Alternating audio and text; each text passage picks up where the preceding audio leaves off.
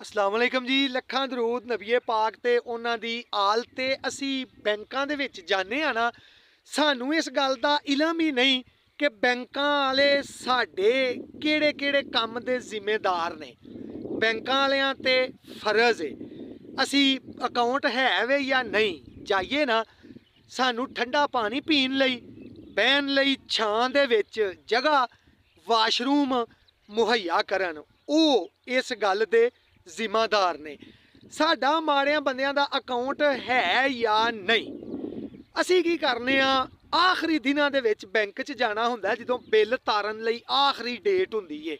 ਉਹ ਐਡੀ ਲੰਮੀ ਲਾਈਨ ਲੱਗੀ ਹੁੰਦੀ ਏ ਕਿ ਮਰ ਕੇ ਅਸੀਂ ਖਿੜਕੀ ਤੱਕ ਪਹੁੰਚਨੇ ਆ ਤੇ ਬਿੱਲ ਤਰ ਜਾਏ ਤੇ ਸ਼ੁਕਰ ਅਦਾ ਕਰਨੇ ਆ ਕਿ ਯਾ ਅੱਲਾ ਤੇਰਾ ਸ਼ੁਕਰ ਹੈ ਸਾਡਾ ਬਿੱਲ ਤਰ ਗਿਆ।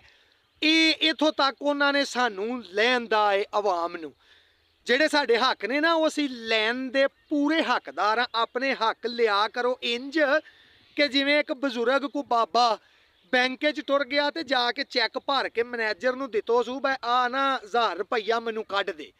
ਮੈਨੇਜਰ ਨੇ ਆਖਿਆ ਬਾਬਾ ਜੀ ਸਾਡੇ ਕਾਨੂੰਨ ਬਦਲ ਗਏ ਨੇ, ਅਸੀਂ 1000 ਰੁਪਈਆ ਨਹੀਂ ਕੱਢ ਕੇ ਦਿੰਦੇ। ਬਾਬੇ ਆਖਿਆ ਘੱਟ ਤੋਂ ਘੱਟ ਕਿੰਨੇ ਕੱਢ ਦਿੰਦੇ ਹੋ? ਉਸ ਆਖਿਆ ਜੀ 5000 ਰੁਪਈਆ। ਬਾਬੇ ਉਹ ਚੈੱਕ ਲੈ ਕੇ ਪਾੜ ਕੇ ਸੱਟ ਛੜਿਆ ਤੇ ਨਵੇਂ ਚੈੱਕ ਤੇ 5000 ਰੁਪਈਆ ਭਰ ਕੇ ਤੇ ਉਹਨੂੰ ਆਖਿਆ ਲੈ 5000 ਕੱਢ ਦੇ।